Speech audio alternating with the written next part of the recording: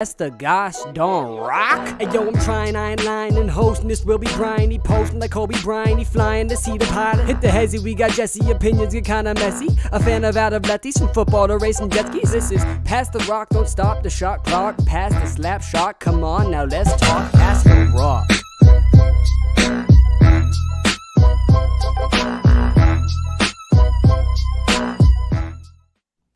What is good, everyone? Welcome to week 3 of that intro on Pass the Rock. Happy July 4th. Happy Canada Day. We're going to jump right in. I'm going to introduce Zach, and I'm going to say, Joey Chestnut, his performance on Monday, better or worse than Michael Jordan in the flu game? Are you kidding me? There's no contest with this. You're telling me Michael Jordan's flu game is being challenged by this Joey Chestnut performance? Joey's Chestnut performance didn't only challenge it blew it out of the water. This is the greatest, this is the most American athletic performance of all time. Not only did Joey Chestnut capture his 15th Nathan's Hot Dog Eating Contest title, despite some blazing 81-degree heat and an injured leg, he had a protester interrupt him, and he beat him up. He was just, I haven't seen an athlete this American since the great Hulk Hogan. I would also argue that Joey Chestnut is the greatest athlete of all time. We have never seen any athlete in any sport dominate like Joey Chestnut has in Major League Eating, along with having over 20 world records. I don't think it's a competition. Michael Jordan 6 titles. Who's that? Who's that? Joey Chestnut. Okay, I'm gonna cut you off there. I'm gonna go to Jack. I'm gonna introduce Jack. Jack, I know you're much more of a Kobayashi guy. Any thoughts on Joey Chestnut or the Michael Jordan conversation? And secondly, I asked Zach about the achievement, and he just assumed I meant the most American athlete ever. He is. Which is just a separate, really interesting question. Jack, how you doing? He's the greatest. I'm doing great, and this conversation just made my day. The string of dominance that Joey Chestnut has put on for the last 15 years, it's mind-boggling. And although I'm of this stance that competitive eating is not a sport, I do think that I am just blown away by what I've witnessed from Joey Chestnut, and it is worth talking about on a sports podcast because of that. I mean, the guys, and as far as the statement about the most American athlete of all time, if you're calling him an athlete, that might be the most American human being of all time. Absolutely. Well, I'm going to push back. I do like the Hulk Hogan take, but I'm going Apollo Creed, Rocky IV, with James Brown playing him in. There's no more American moment than that. Like you can, maybe you say the Declaration of Independence, whatever. Maybe you say a couple of All-Star Game moments, whatever. Give me Apollo Creed. Moving on, because I'm right and I'm the host and it's over now. Summer League NBA. I will say our group chat went a little crazy last night with the Chet Holmgren takes. 23 minutes, gets 23 points, 7 rebounds, 6 blocks, 4 assists, shooting 4 from 6 from 3, 78% from the field. Looked a little Dirk Nowitzki-ish. What were your reactions, Jack? I'll start with you. With Chet Holmgren, there wasn't a lot of love from this group when he got drafted. Yeah, I mean, look, I thought he played great yesterday. I was really impressed by him, and I thought he continued what he was doing at the collegiate level. And in Summer League, I'm not surprised that happened. I mean, he's playing, like, the talent levels that he's playing in Summer League is probably worse than what he faced a lot of the time at Gonzaga. So, if not worse, about equal. So I think that I'm not surprised that he looked as good as he did, because he was drafted number 2 overall for a reason. I don't think this keeps up when he gets into the regular season in the NBA. Even the preseason, I'm not sure that this keeps up. As soon as he faces a guy that is big enough to body him, as soon as LeBron guards him, or Jimmy Butler, or Giannis, one of those guys steps up to guard Chet Holmgren, he's going to snap like a twig. And I don't think I'm not expecting him to do anything special in the NBA. I mean, I think you never know. He has talent, but like he's going to get body. He is a toothpick.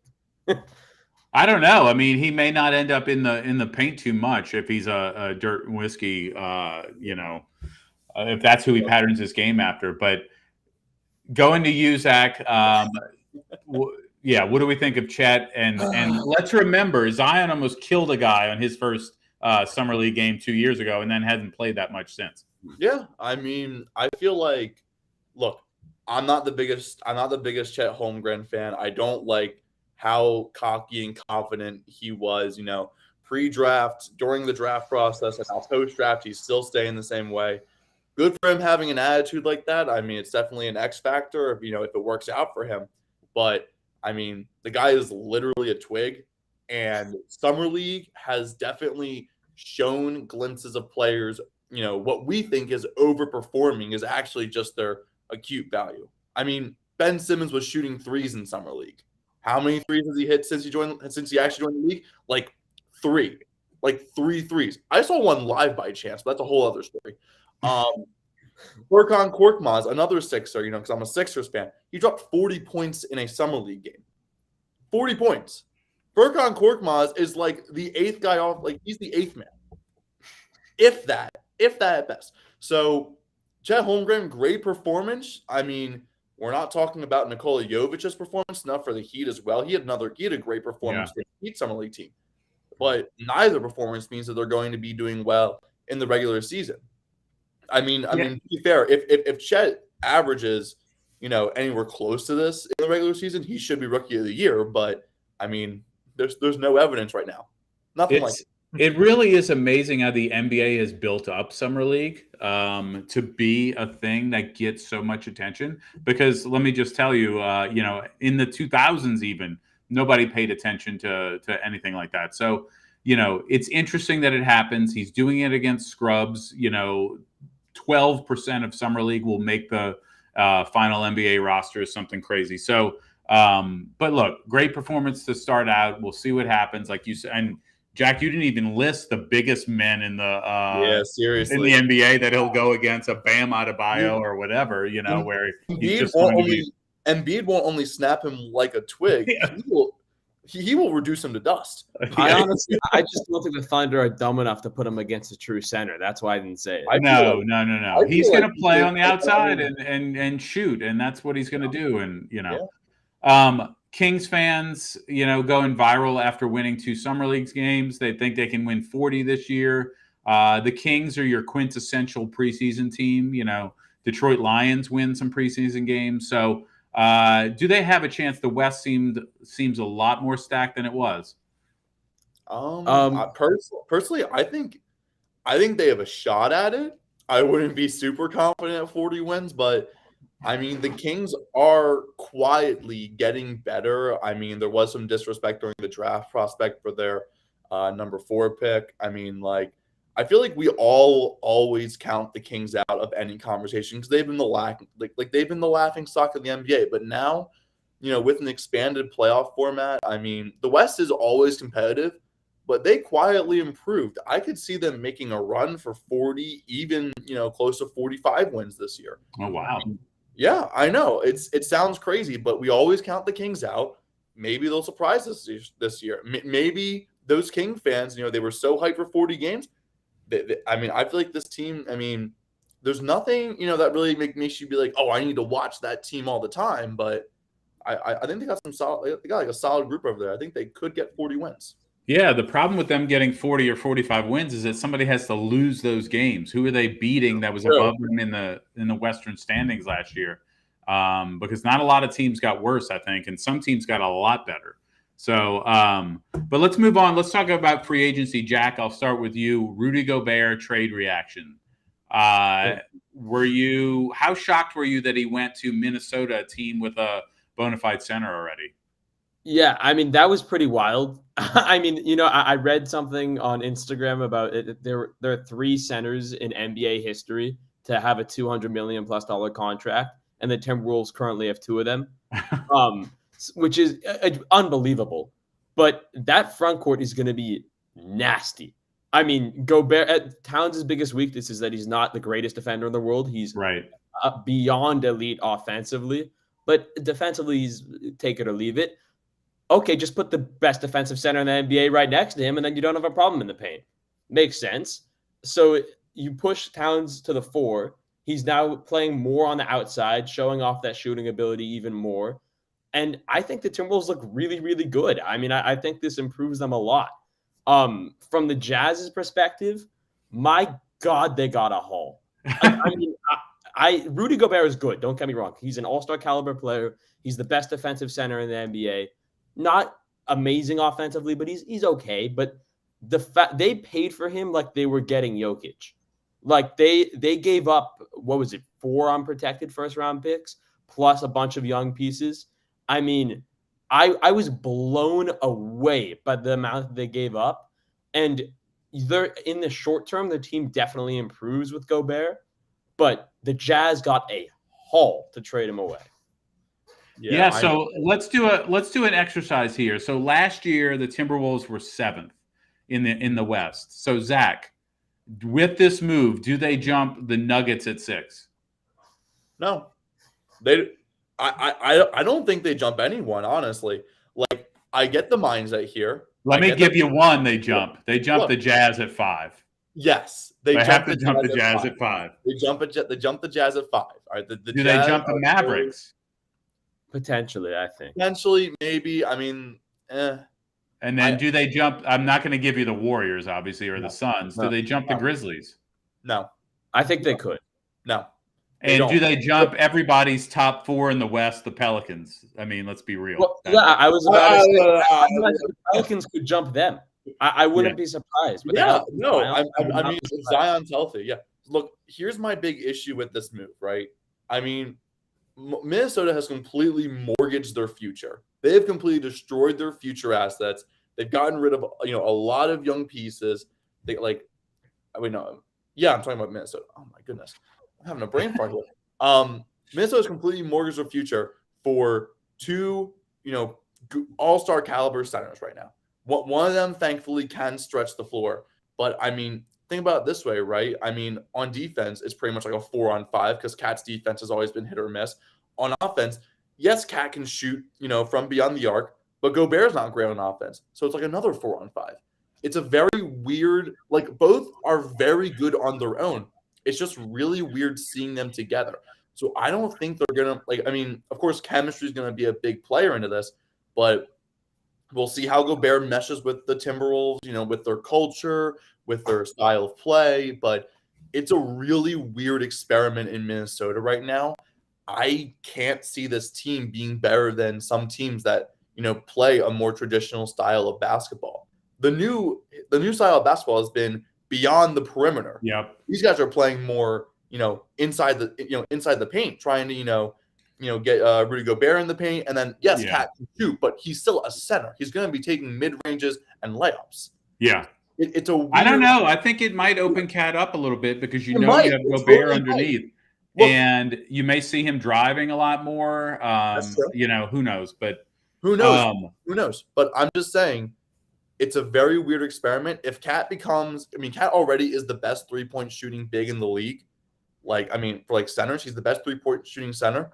If they use that to its fullest potential in games, this team could totally work.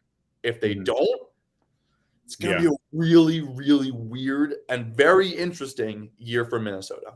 Yeah, I think it's going to be tough on their offensive rebounding, too, because there's just too many big bodies down there. And you need more activity for offensive rebounds. But one more free agency question before we get to the big Kevin Durant talk.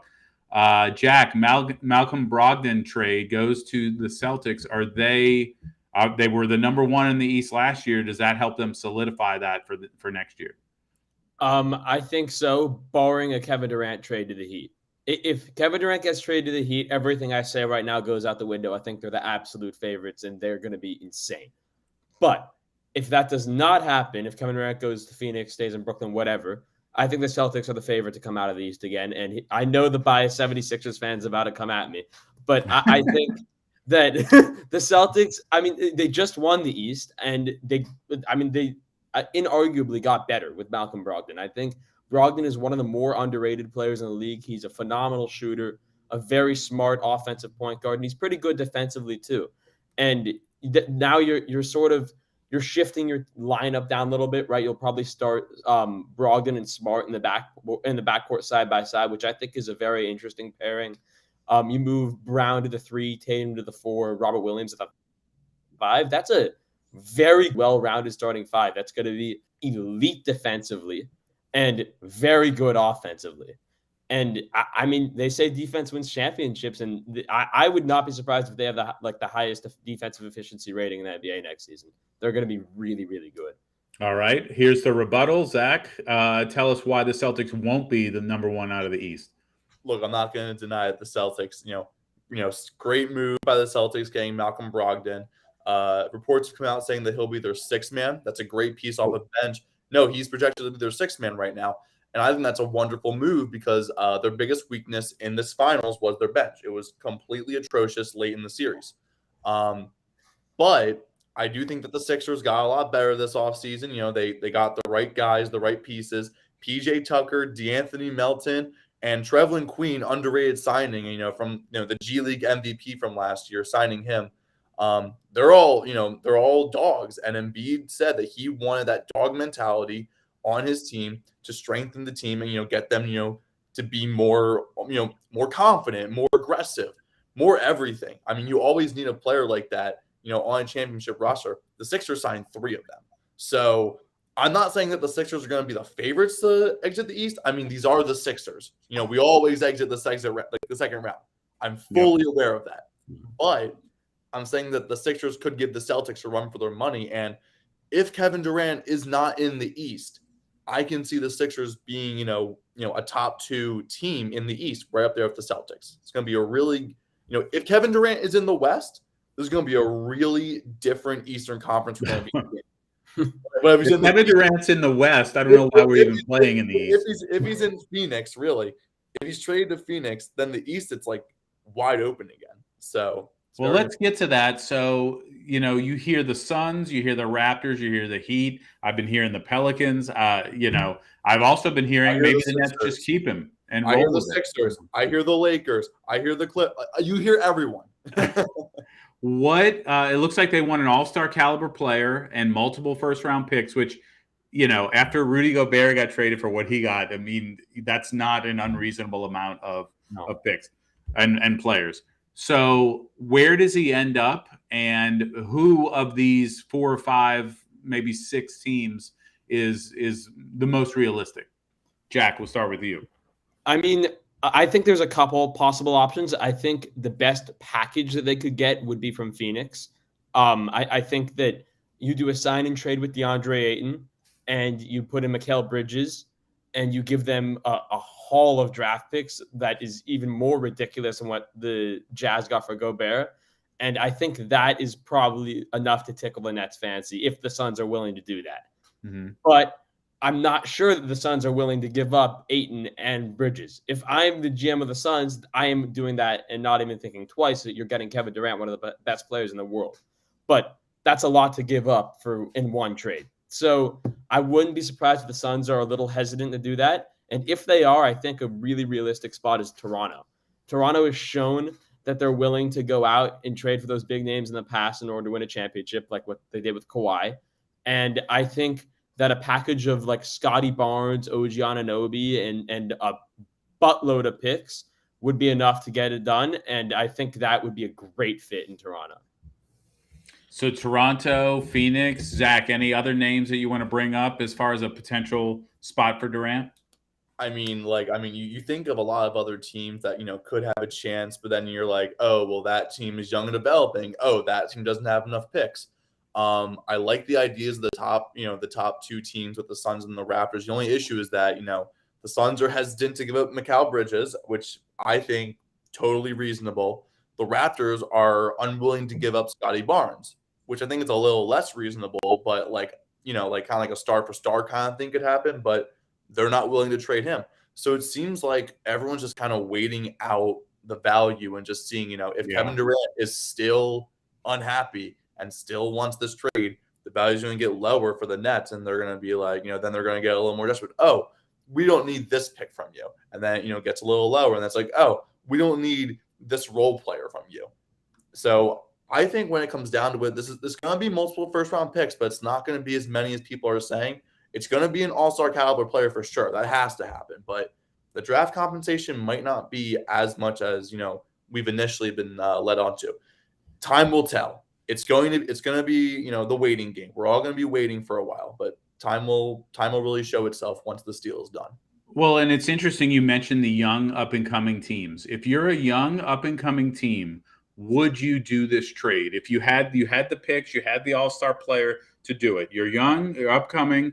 Maybe you got talent through trades or through the draft or a mixture of both. Do you want Kevin Durant, who has shown in the last few spots he's been that he's not reliable to be there long term? He's there 2-3 years because he's looking for the next best thing. Do you even want him? I have very strong opinions being a fan of a young and up-and-coming team, but I want to hear from you two. Do you want him on your team, even though he's Kevin Durant? Like, let's, understand what that means with how quick he is to move along. I mean, I do. I do want him. I think he's one of the best players in the world, if not the best player in the world. You could have the debate, in my opinion, between him and Giannis, but take your pick. And as a fan of a team that had a ton of young talent in Brandon Ingram and Lonzo Ball and all those picks that we gave up to get Anthony Davis, and we mortgaged our future on a star like that, I think for a team that wants to win a championship, it's worthwhile, because that championship season is something I'll never forget, and I don't care if we suck the next 10 years because of it. Mm-hmm. Everything is worth it if you get a ring. And Kevin Durant, if you make that trade, you mortgage your future on Kevin Durant, you could win a ring year one. Doesn't matter if he wants to leave after the first year. I think you need to give yourself that chance. You mean a bubble championship? Going to Zach. And let me just be honest, Jack. I would take Kevin Durant 1,000 times before I'd take Anthony Davis. Going to Zach, would you mortgage kind of your move up organically for this one shot right here with Kevin Durant? I think it's a very situational kind of thing. Like team to team could make that decision depending on how many young pieces they have. But I would also agree with Jack. I'd likely do this. I mean, yes, we have, we're saying that Kevin Durant usually leaves his teams, gives up some of his teams, whatever. He played out his contract in Oklahoma City. He played out his contract in Golden State, and he just doesn't have any faith right now in the Brooklyn Nets office, which I think is actually understandable because, they haven't shown him enough. I mean, the team around him hasn't really been all there for him. If you're going to build a team around Kevin Durant by trading for him, he has 4 years left on his deal. 4 years. He'll play for you probably for those 4 years if he cares enough. If you're doing enough for him, he won't be asking for a trade. And even if he does, I mean, look what the Nets are asking for. They're asking for the biggest haul in NBA history. And if they get it, whatever team has Kevin Durant then, if they need to trade him, they can get that same haul pretty much. So I am willing to, especially if I'm going for a championship right now, I'm willing to make that deal for Kevin Durant.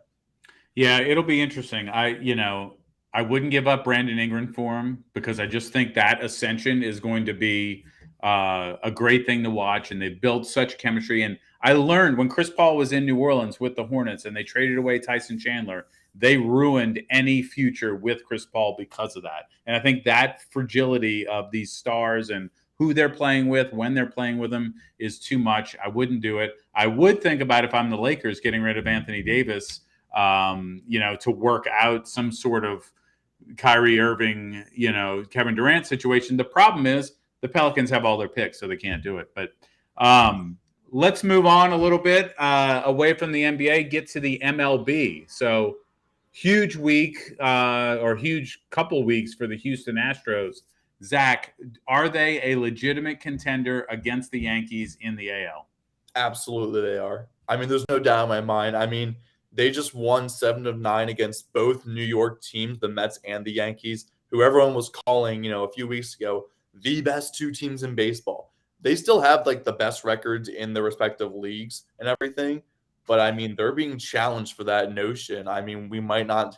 Now it's really clear we probably won't be seeing a Subway Series World Series. They're still that good. We totally could see that. But yeah. I'm just saying. I mean, the Astros are red hot right now. 16 of the last 20 winning. Yordan Alvarez has been playing completely out of his mind. He's literally leading the team in batting average, home runs, RBIs, on-base percentage, and hits. I think he could be I know Aaron Judge is having a monster season as well. But if I'm not voting for Aaron Judge, I'm voting for Yordan Alvarez for MVP right now in the AL. Well, let me ask the Dodgers fan: are the Astros still cheating, Jack? I don't. I mean, oh my God, I'm gonna have to rinse my mouth out with soap. But I don't think so. There is absolutely no way that after all they've been through. I mean, they didn't really get punished for it, which I'm beside myself over still. But after the bat is being thrown at them, the scrutiny for years, I feel like this season is really the first year that has sort of died down. There is no way that Dusty Baker, an experienced manager, is letting that happen again. There's no way. I mean, I think this Astros team is legitimately as good as they look. I think Yordan Alvarez is one of the 5 best players in baseball. I think that Jose Altuve, as much as I hate that little shrimp, is still amazing. He's still arguably the best second baseman in baseball. And the Astros as a whole, their pitching staff is really good. This is a team that might win the World Series. And I am disgusted by it, but I think it really could happen. They're a great team. No, and, like Zach said, they won 16 of the last 20, 7 out of 9 against the New York teams. They're on a roll. It's so interesting to me how well the NBA did in creating all these options for teams to create new uniforms, whether it's the earned edition or the city editions, all that. There are some really questionable ones. The new Utah Jazz uniforms are absolutely atrocious. Coming from a long history of spectacular uniforms from the Jazz, all the way from the New Orleans days. What is going on with the City Connect jerseys in the MLB? I can name on like 3 or 4 fingers the only decent ones. And the 2 Chicago teams are awesome. And Miami's are pretty good. We can talk about a few others.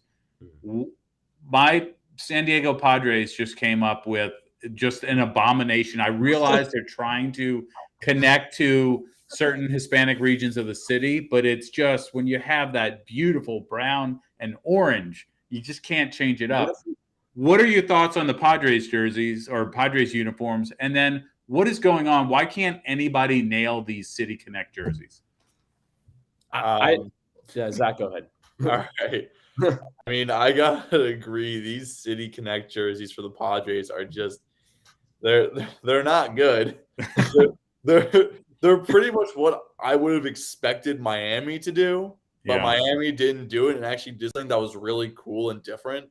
But the Padres just kind of did what Miami is kind of expected to do with like the whole Miami Vice thing. But it's not Miami Vice. It's actually, all of the City Connectors have like decent to good reasons for existing. This one's actually pretty solid. I like it. But the City Connectors as a whole, there have just been some abominations that just are not good. The Giants, I don't like their City Connect. Yeah. The Dodgers have an extremely basic City Connect that I'm not a fan of. It's all blue. I don't care. It's basic. I don't care. I'm not actually a fan of the Cubs. I like the White Sox. I'm not a fan of the Cubs City Connect.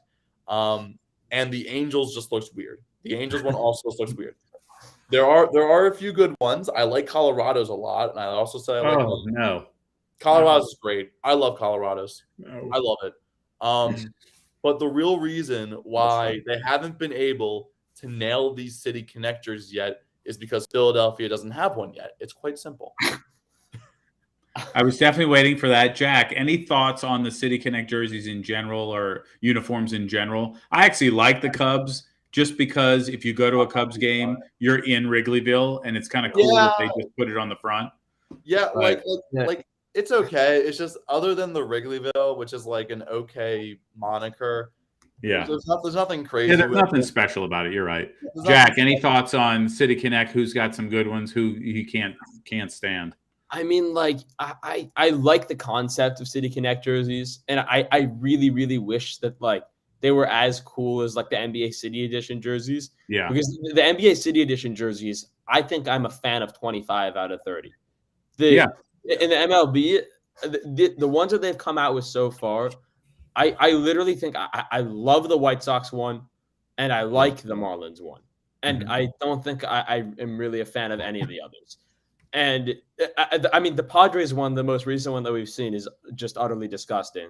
I mean, I can't believe that they have the audacity to put that on a baseball field, but it's grotesque. And I feel that way about a lot of these, which is not good when you have a league where you're trying to grow the popularity of the game, and by trying to look cool and have all these new jerseys, they're terrible. You're better off with what you already have.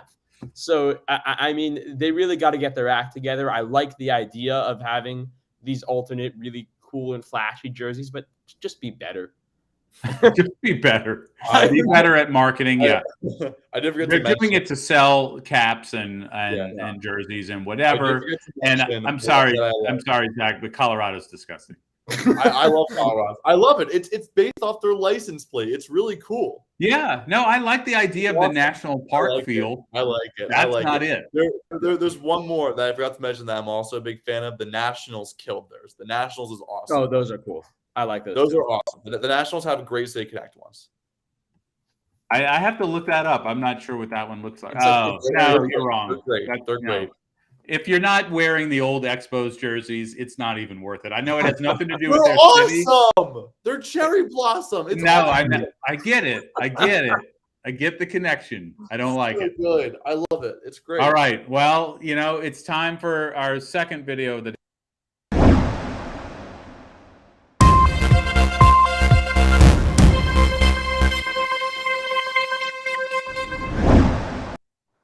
Yeah, so Baker Mayfield finally got traded today to the Carolina Panthers. The Carolina Panthers are just like stockpiling quarterbacks of a mediocre level. All they had to do was give up a conditional 5th-round pick. Now he's in the NFC South, my home division. So I'll go to you two first. Jack, thoughts on Baker Mayfield with the Panthers? I mean, it seemed almost inevitable, especially after yesterday. I saw reports saying that the Seahawks were not interested. And I think it was really down to Seattle and Carolina. And once the Seahawks bowed out, this was basically a done deal. I mean, the Browns knew they had to get rid of him. They had no leverage. And the Panthers, I mean, I think this is a good move for them. I think Baker is the best quarterback on their roster. I think he gives them the best chance to compete this year. I think he's miles better than Sam Darnold. And I honestly don't think Baker was given a fair shot in Cleveland. I think that they gave up on him too quickly. And I know you had the opportunity to get Deshaun Watson. And if you're not thinking about the off the field issues, the player that you're getting in Deshaun Watson is someone you have to take a chance on. Yeah. But I really think that Baker was not given a fair chance in Cleveland. He was not at his worst. He was average, I think. And at his best, people were really high on him. He looked really, really good.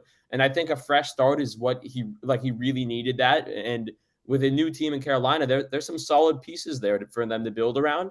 I think you give Baker a chance. Maybe give him a couple seasons to see what he can do. And maybe he turns out pretty solid. Zach, looking at that quarterback room, you have Mayfield now. They drafted Matt Corral. You have Sam Darnold. They've put a lot. They're really trying to find that quarterback. Are they 0 for 3 with these picks, and what's your feeling on Baker being there? I don't think they're 0 for 3 on these picks. I would argue that, depending on how Baker does, I'd argue that they're 2 for 3 on this. I actually like Matt Corral being with the Panthers. I think, there's some potential there. But, of course, Baker's going to be the starter. I just think it's interesting that, Robbie Anderson months ago, he commented when these trade rumors for Baker Mayfield were first coming out that he didn't want Baker Mayfield to be his quarterback. And now that those comments were kind of, in the rearview mirror, the Panthers now decide. I mean, of course, after Seattle officially backs out, because there was rumors being like, we don't want him. But now he's, Baker Mayfield is officially a Carolina Panther. Why would they do that? Why would they do that? No, but it's very interesting. The real question. Let me get to the real question. So, followed the Saints very closely my whole life, okay? Until they got Drew Brees, they had 0% chance of winning a Super Bowl. Then he came, he won a Super Bowl, and then had a string of really tough playoff losses. So even having a Hall of Famer doesn't guarantee you a Super Bowl. Obviously, there are, examples out there where you don't have to be a Hall of Famer and win the Super Bowl, like Trent Dilfer and others. I'm sure Eagles fans can come up with a name as well. Nick Foles. All you have to do is answer the question yes or no. Okay, I'm gonna start with Zach. Does Matt Corral have a chance to win a Super Bowl with the Panthers? It's very situational. I'm gonna say no for right now. Okay, and so I'll send it to Jack. Matt Corral wins a Super Bowl with the Panthers. I mean, I'm far from guaranteeing it, but I'm saying yes, there's a chance. He has the upside. Okay, I did not expect that. Sam Darnold, either of you, does he have a chance to win a Super Bowl with the Panthers? How about this? He doesn't have a chance to win a Super Bowl, period. Okay. with any team. He's not winning. He's not even going to be sniffing the Super Bowl. Right. So, Jack, same question. Absolutely not. I mean, like he might win one as a backup. He might be a career backup again. That's true. And does Baker Mayfield have a chance to win a Super Bowl with the Panthers? Either of you? Yeah.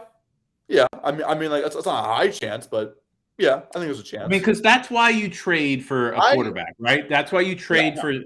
That's why you make a trade. I'm not saying that's why you trade for Baker Mayfield or that's why you trade for Sam Darnold. I don't think any of those players have a chance. I put Matt Corral at the top just because I haven't seen him. I mean, I've seen him play in college. Haven't seen him play at the NFL level, and maybe he is just one of these unbelievable players that didn't get drafted in the first round or whatever. But the other two, I think, have zero chance. And that's the problem with giving up your draft capital for somebody like that is you lose your draft capital and then they don't have a chance to win anything for you. So but I think it's much Baker. They gave up a fifth-round pick. They gave up a fifth-round pick, and you're talking about draft compensation. It's a fifth-round pick. Yeah, and I'll take that backup lineman over a quarterback that'll never win a Super Bowl. That's what I'm saying. You got to be picky. There's only 10 of them that really have a chance every year to win a Super Bowl. Let's be real. Baker's a competitor. Baker's a competitor. He is. This is not anti-Baker Mayfield rhetoric Baker at Mayfield all. won Cleveland their first playoff game in 20 years. He's been to the postseason. I think right now, because of experience, he has the greatest chance to win Carolina a Super Bowl. Now, will he win those three people? Of those three people. Yeah. Of those three people. Now, Carolina also needs to actually build a team around that core of, around Baker Mayfield and Matt Corral if that ends up being a thing in the future. But, of those three quarterbacks, I will stand by Baker Mayfield having the best chance because he actually has NFL playoff experience. And honestly, if the Baker Mayfield experiment is an absolute train wreck and they're horrible and they don't like what they see from Matt Corral, they're going to have a high pick next year in a class that looks like it's going to be a pretty solid quarterback class with Bryce Young and C.J. Stroud and Will Levis. Those are three great quarterbacks at the top of the class. I think if the situation is an absolute train wreck, they're going to have a great chance to get a top quarterback prospect. Yeah, I mean, the only problem I have with that is the Sam Darnold trade. I wanted to look it up really quickly and see what they gave up for Sam Darnold. They gave up a fifth for Baker Mayfield. They gave up a sixth rounder and a second and fourth rounder in 2022 for Sam Darnold. And then they used a draft pick on Matt Corral. That's a lot of draft picks to then maybe hopefully get a chance at one of the quarterbacks next year. That's all I'm saying. They're giving away a lot of draft picks to eventually get to what? And when you don't have a quarterback, trust me, I lived through it for 30 years. When you don't have a quarterback, you have to do whatever you can do to find the quarterback. Because like I said, only 10 or so teams every year really have a chance to win with the quarterback they have. Crazy anomaly things happen. The Eagles won the Super Bowl. Nobody saw that coming from their backup, at the beginning of the season. So crazy things do happen. Trent Dilfer won a Super Bowl because the defense was, top 3 all-time defense. But I just think that they are really putting a lot of eggs in the basket of a bunch of crap that really just I don't know that they can even win. I mean, that they can't win the NFC South this year with that. So anyway, moving on. Let's do our next preview. Last week we did the AFC North. This week we move on to the high-quality NFC North. So for all you taking notes at home, that's the Packers, the Vikings, the Bears, and the Lions. The Packers, let's start there. They were first in this division last year, 13-4, lost in the divisional round to the 49ers in an upset at Lambeau.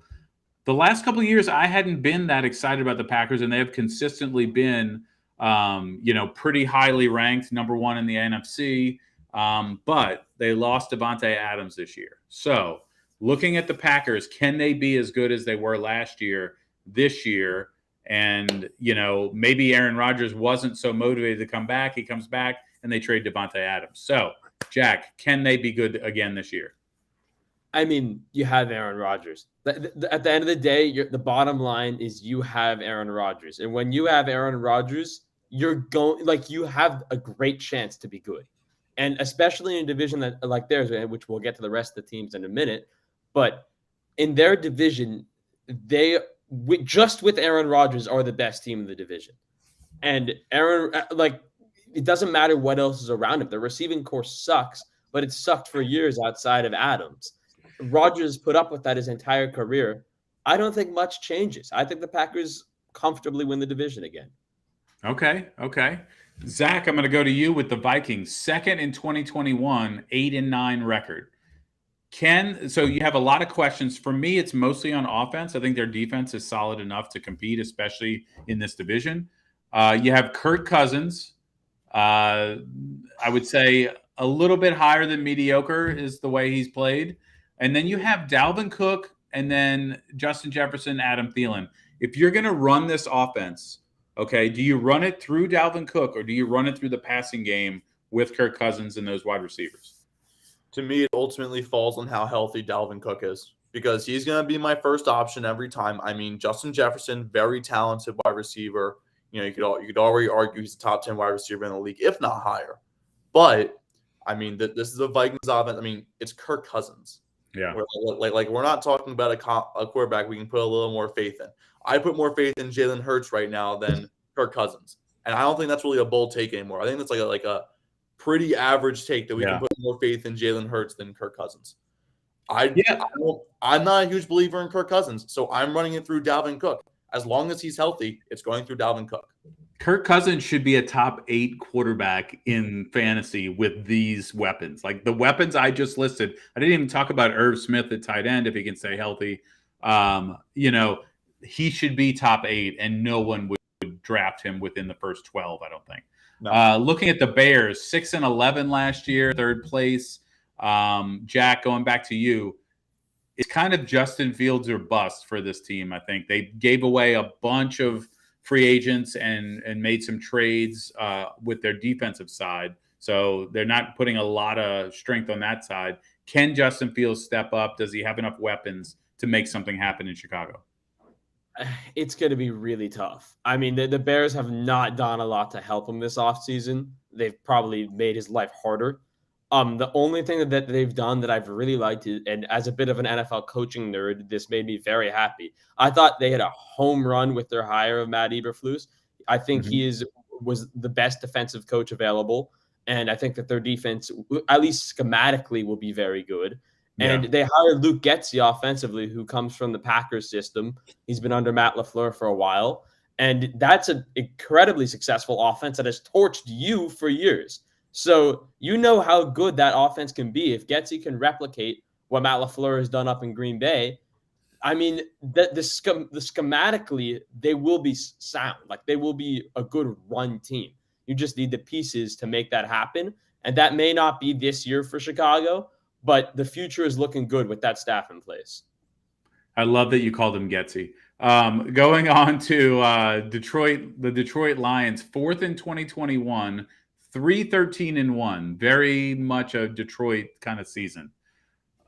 Going to Zach, and we know the Eagles, the year they won the Super Bowl. We know the Saints, the year we won the Super Bowl. All about culture, right? All about the right kind of culture, the right kind of players. Can the culture that Dan Campbell seems to have built be sustainable, understanding that Jared Goff is still your quarterback? Can this team take a step forward? Yes, I absolutely believe that this team can take a step forward. I mean, Dan Campbell, if you I feel like any NFL fan would be like, I would run through a brick wall for that I mean, he is one of the most energetic coaches in the game. He's got a football mind. I mean, there's a few other coaches that are like him, but like, I mean, with Detroit, how they've been, I feel like he's the right spark in the coaching room.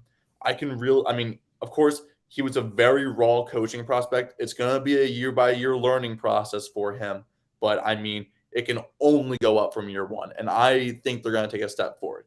How big that is, I'm not sure. I think Jared Goff has the talent to be able to lead a team to at least, around 500. I mean, especially with this Detroit team, I can see them being closer to 500 this year.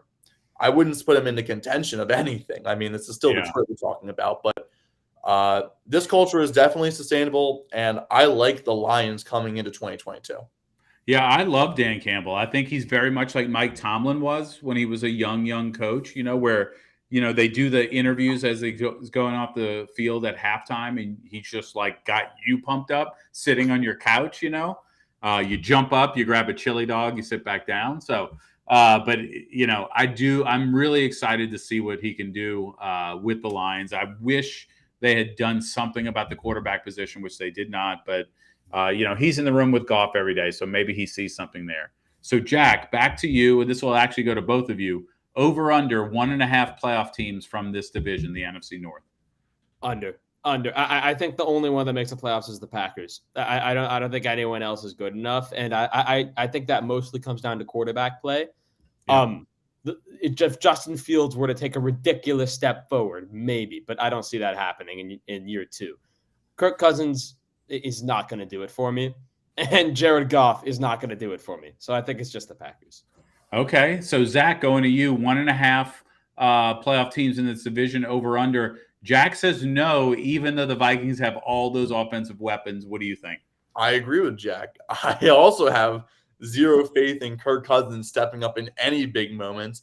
I mean, I have no faith in him leading the team to much better passers than what they're at right now. I mean, 8-9 from last season.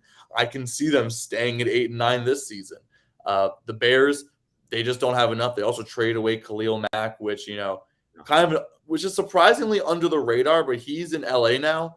That defense didn't, get any better this offseason, so they're totally going to slide back, even if Justin Fields improves.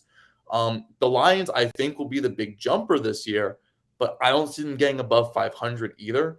That really only leaves Green Bay to win this division, and they slid down a little bit. We're going to be looking at a situation much like the NFC East 2 years ago, where no one wanted to win the division. So I feel like this might be that division where no one, besides maybe the Packers, want to win this division.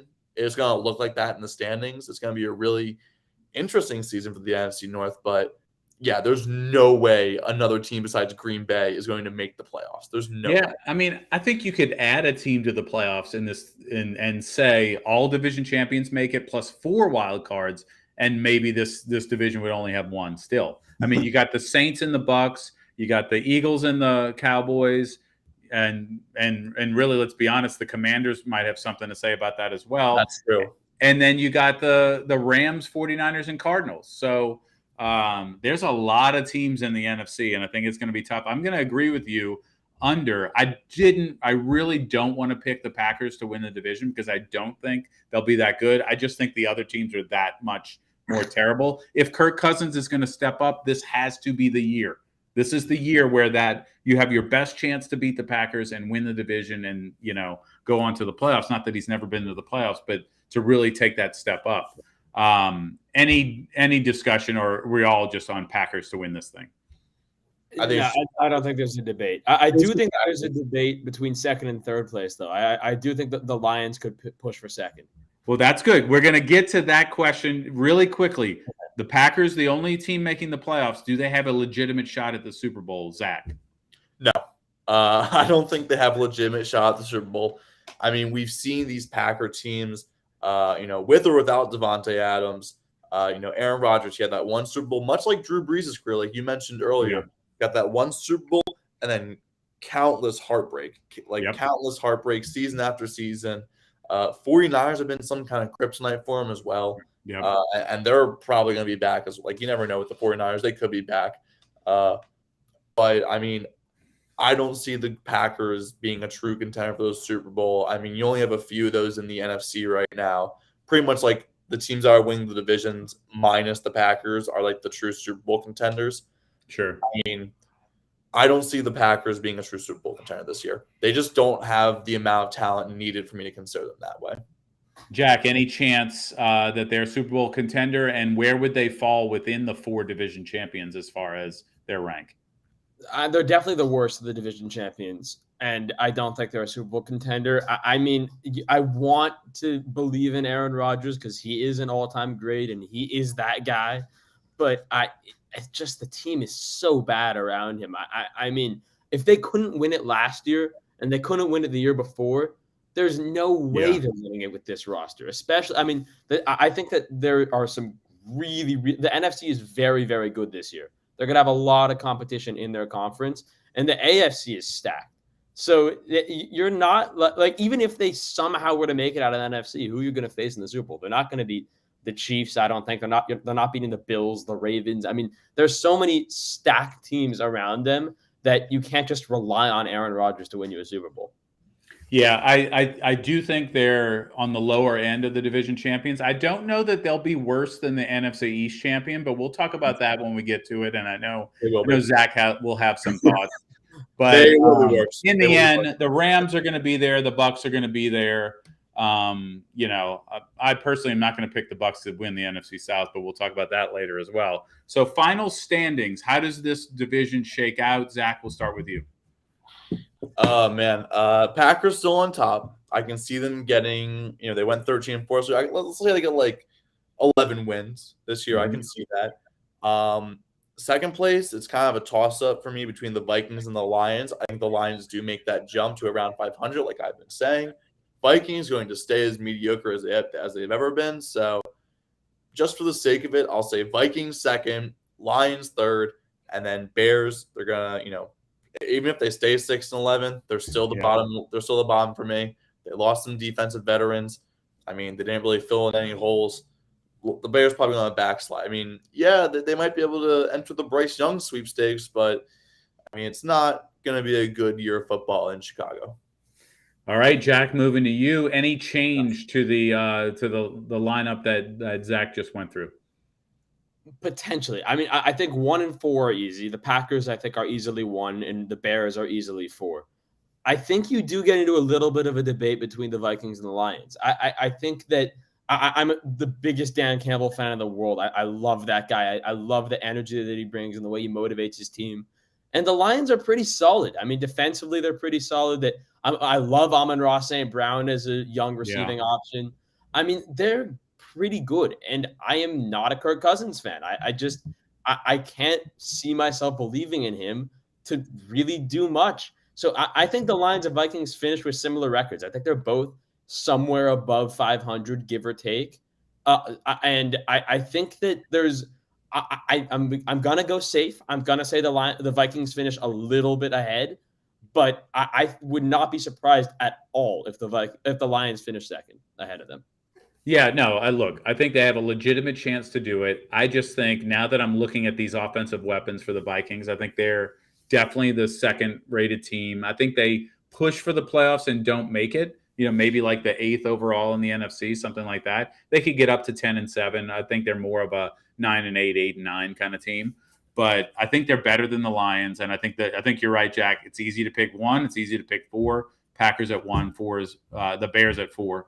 So that's the NFC North. Luckily, we don't have to talk that much about the NFC North anymore, and can move on to our next division as we go. 6 more weeks of running these divisions through before we pick Super Bowl winners and all that. And look, in a month, training camp will have started. So pretty exciting.